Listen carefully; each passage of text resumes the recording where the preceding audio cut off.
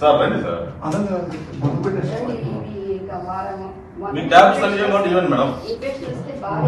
Madam మీ పేరు మీ పేరు madam.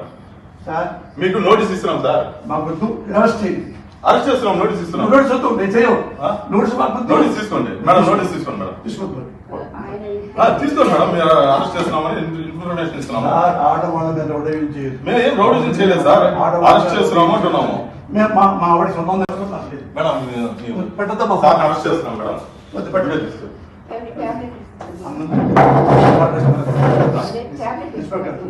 Sir రండి సార్. మీ ట్యాబ్స్ అన్ని ఇవ్వండి మేడం. మేడం మీ పేరు మీ పేరు మేడం. సార్ మీకు నోటీస్ ఇస్తున్నాం సార్. మాకు అరెస్ట్ చేస్తున్నాం. నోటీస్ ఇస్తున్నాం. నోటీస్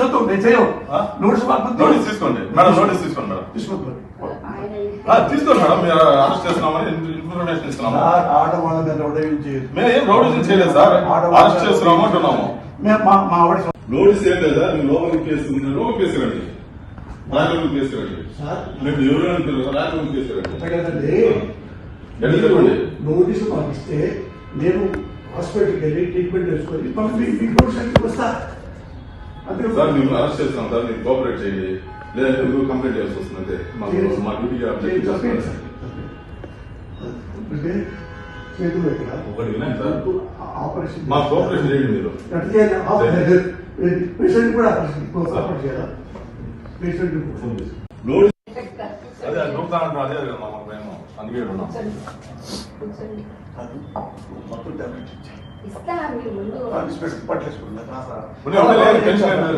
చూసుకుంటాం మేడం.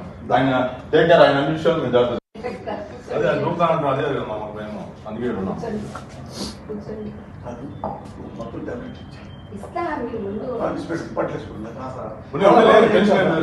చూసుకుంటాం మేడం. ఆయన టేక్ కేర్. ఆయన అన్ని విషయాలు మేము జాగ్రత్త. అదే నూపుతానంటాం. అదే మాకు మేము అందుకే ఉన్నాం. పోసాని కృష్ణమురళిని ఏపీ పోలీసులు అరెస్ట్ చేశారు.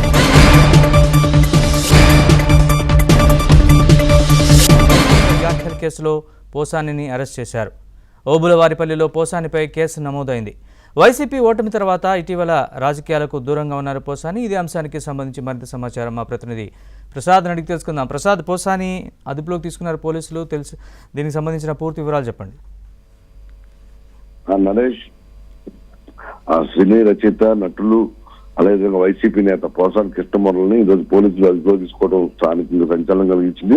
ఎందుకంటే ఎప్పటి నుంచో కూడా అతను చేసిన వ్యాఖ్యలు కావచ్చు, చేసిన దోషాలను బట్టి అనేక రాష్ట్ర వ్యాప్తంగా పలు ప్రాంతాల్లో అనేక కేసులు నమోదయ్యాయి.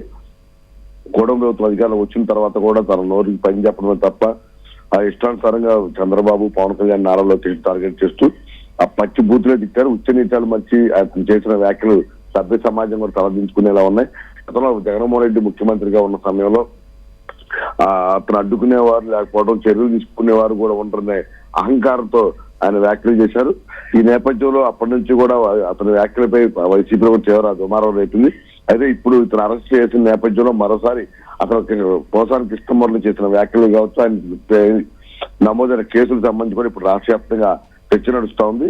ఇదే మొదట్లో ప్రజారాజ్యం నుంచి వైసీపీలోకి ఎప్పుడైతే వెళ్ళారో అప్పటి నుంచి కూడా అతను కేవలం జగన్ మెప్పు పొందేందుకు, జగన్ నుంచి పదవులు పొందేందుకు చంద్రబాబు, పవన్ కళ్యాణ్ ని నారా లోకేష్ టార్గెట్ చేసుకుని సందర్భం లేకపోయినా అసలు ఆ మాట్లాడే